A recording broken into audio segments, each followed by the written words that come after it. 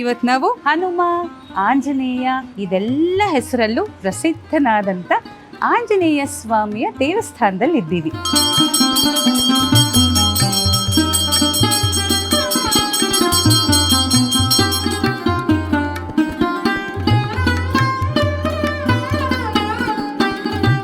ನಾವು ಸುಮಾರು 6 ದಶಕಗಳಿಂದ ನಮ್ಮ ಕುಟುಂಬದವರು ಈ ಪೂಜೆಯನ್ನು ಮಾಡ್ಕೊಂಡು ಬಂದಿರುವಂಥದ್ದು. ಮುಖ್ಯವಾಗಿ ನಾವು ಈ ಪೂಜೆ ಮಾಡೋದಕ್ಕೆ ಕಾರಣಕರ್ತರು ನಮ್ಮ ತಾತವರಾದಂಥ ಭಕ್ತ ಶಿರೋಮಣಿ ಅನಂತರಾಮಯ್ಯಗಾರು.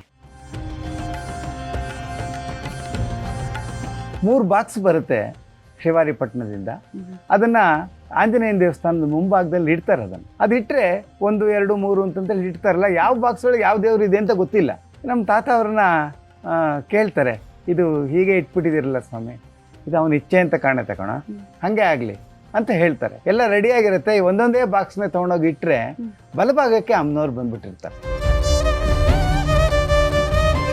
ಸಾಕಷ್ಟು ಗಲಾಟೆಗಳಾಗುತ್ತೆ. ಶಾಸ್ತ್ರದ ವಿರೋಧದಲ್ಲಿ ಇದನ್ನ ಪ್ರತಿಷ್ಠಾಪನೆ ಮಾಡಿಬಿಟ್ಟಿದ್ದಾರೆ ಅಂತಂತ ಹೇಳಿ ತುಂಬಾ ಸಂಕಷ್ಟವನ್ನ ನಮ್ಮ ತಾತವ್ರು ಅನುಭವಿಸ್ತಾರೆ. ಶಾಸ್ತ್ರಕ್ಕೆ ವಿರೋಧ ಅಂತ ಹೇಳಿ ನಿಮ್ಮವರೇ ಹೇಳ್ತಾ ಇದ್ದಾರೆ, ಏನ್ ಮಾಡ್ತೀಯಾ ಅಂತ ಮನೇಲಿ ಬರ್ತಾರೆ, ಹುಡುಕ್ತಾರೆ, ಅದಕ್ಕೆ ಏನಾರು ಶಾಸ್ತ್ರಸಮ್ಮತವಾಗಿ ಏನಾರು ಇದೆಯಾ, ಏನೂ ಆಗದೇ ಇಲ್ಲ.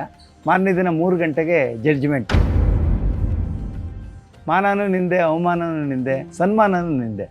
ನನಗೇನು ಗೊತ್ತಾಗಲಿಲ್ಲ. ನನಗೆ ಈ ಥರ ಹಿಂಗೆ ಹೇಳಿದ್ದಾರೆ, ಆಯಿತು ನೀನೇನು ತೋರಿಸ್ಲಿಲ್ಲ ಅಂತಂದರೆ ಬದಲಾವಣೆ ಮಾಡಲೇಬೇಕಾಗತ್ತಪ್ಪ, ಎಲ್ಲ ನಿನಗೆ ಬಿಟ್ಟಿದ್ದು ಅಂತಂತ ಹೇಳಿ ತುಂಬ ದುಃಖದಲ್ಲಿ ಬಂದು ಅವರಲ್ಲಿ ಬಂದು ಕೂತ್ಕೊತಾರೆ.